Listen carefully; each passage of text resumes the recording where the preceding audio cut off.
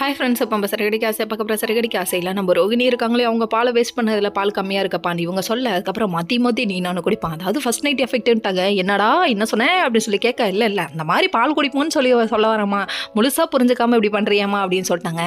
அரைக்குறையா சொல்லாதப்பா, எதாக இருந்தாலும் பயமாக இருக்கா இல்லையா அப்படிங்கிற மாதிரி ஆயிடுச்சு. அதுக்கப்புறம் பார்த்தா இவங்க மாற்றி பாலை குடிக்க, சரி போதும்டா அவங்க ரொமான்ஸ்ன்னு சொல்லியாச்சு. அதுக்கப்புறம் மறுநாள் கால் விடிஞ்சோடனே வெளியே போகணும்னு சொல்லிட்டாங்க. எங்கன்னு பார்க்குறீங்களா, அதாவது அந்த கதிரை கண்டுபிடிக்கிறதுக்கு இவங்க ஒரு பிளான் பண்ணுறாங்களாமா. இவங்க வேலையெல்லாம் விட்டுட்டு அங்கே போய் அவங்க உண்மையை சொல்லிட்டாங்கங்க. அதான் பூ கொடுக்க வந்தோன்னு சொல்லி பேச ஆரம்பிச்சதில்ல. சார் உங்களோட பெரிய ஃபேன்ஸான்னு ஆரம்பித்தேன். நம்ம முத்து கடைசியில் பார்த்தா எங்கள் அண்ணனை ஏமாற்றிட்டான் சார், இந்த மாதிரி சார்னு சொல்ல, அவன் பெரிய ஃப்ராடாப்பா, அவன் வந்து ஏற்காட்டில் இருக்கான்ப்பா, அவனோட சொந்த ஊர் ஏற்காடு, அங்கே இருக்கலாம் அப்படிங்கிற மாதிரி சொல்லிட்டாங்க.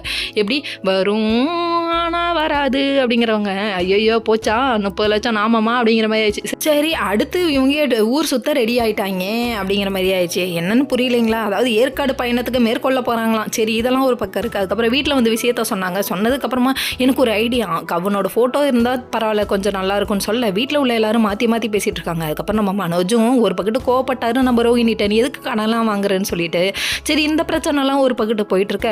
அதுக்கப்புறம் என்னாச்சுன்னா, ஒரு டைம் இல்லை கோயிலில் வந்து சிசிடிவி கேமரா இருக்குல்ல, அதில் நான் கேட்டால் வாங்கி தருவாங்கன்னு சொல்ல, நீங்கள் வாங்காதீங்க அப்படின்னு சொல்லிட்டு ரோசத்தை பார்க்குறாங்களாமா. ஏமா உங்களுக்காக அலையிறது பெரிய விஷயமா தெரியல, கடைசியில் வாங்காதீங்கன்னு நீ பேசுகிற, நல்லா வருவோமா நீ அப்படிங்கிற மாதிரி இருக்குது. இவங்க கடைசியில் போய் அந்த சிட்டிக்கிட்ட நின்று அவஸ்தைப்பட போகிறாங்க. அது மட்டும் நல்லா புரியுது. அதை தான் நாளை எபிசோடில் போட்டு காமிச்சாங்க. நல்லா அனுபவிங்கடா அப்படிங்கிற மாதிரி இருக்குது.